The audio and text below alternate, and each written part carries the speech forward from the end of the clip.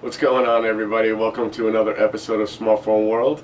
Today I'm going to be strictly talking about these new Nexus devices. Well, they're not really Nexus devices, are they? Because I've been hearing a lot of flack because I called them Nexus devices.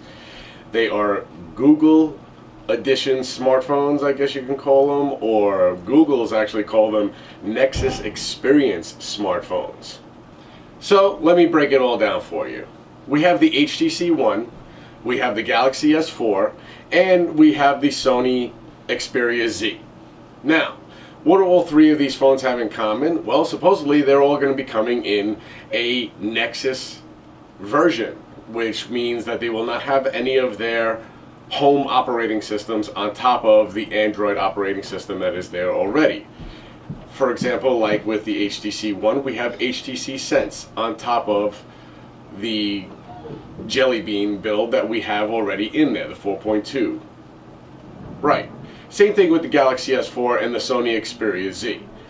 Now, at the end of this month, we're going to start seeing on the Google Play Store or any Google Store type thing where you can actually go and buy these smartphones that do not have HTC Sense, TouchWiz, or Sony's operating system on top of those smartphones. So it'll just be a strictly Android smartphone, straight up, nothing else, just Jelly Bean will be on top of it. Now, why would somebody want something like this? Well, a lot of people are complaining that they don't like blink feed, for example, on their HTC Sense with the HTC One. Okay, well, you don't have to use it, but with this smartphone, it'll be completely gone. What else will be gone? Well, Zoe will be gone. There will be boom sound, but there won't be any Beats logo on there. The amplified dual front-facing speakers on the HTC One will still be working.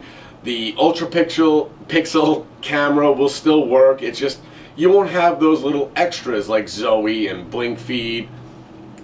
Like on the Galaxy S4, you won't have the music share because that's TouchWiz. You won't have the dual camera mode that you get to use with the Galaxy S4. These are some of the things that you will not be able to do, but there are some advantages to having just a Nexus Experience smartphone like that. And one of those things would be when you get the new operating system. We're already hearing that a few weeks after the HTC One is released, it's going to be getting 4.3, Android 4.3, which is supposedly Keyline Pi. We already know that they're not going to be calling Keyline Pi 5.0, and they're going to be sticking with 4.3. Okay, that's fine. But will everything be working just as well? Yes, of course. Everybody's saying, oh, well, will this work? Will this work? Will this work? But you know what? It might be different to take a screenshot. Or, you know, the operating system is definitely going to look different because you're not going to have the HTC programming on top. You won't have the Samsung programming on top. But the actual phones will still be the same. It'll still be an aluminum body. It'll still have the dual speaker amplified system. With the Samsung Galaxy S4, it's still going to have the awesome cameras on the front and back. Same thing with the HTC One. It will have the wide-angle lens on the front of the phone.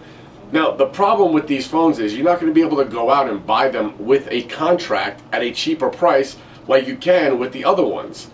Those are going to be full-price smartphones, and from what I'm seeing, they're only going to be available in the United States so far. That makes no sense. You should start making these things available worldwide. I mean, the Nexus 4 came out and everybody bought it all over the world. Why wouldn't everybody want some Nexus devices like this? Well, it's because they're going to be expensive. They're going to be around 600, 550, 600, 650, around that area. But till then, I mean, this is all the information I have on them.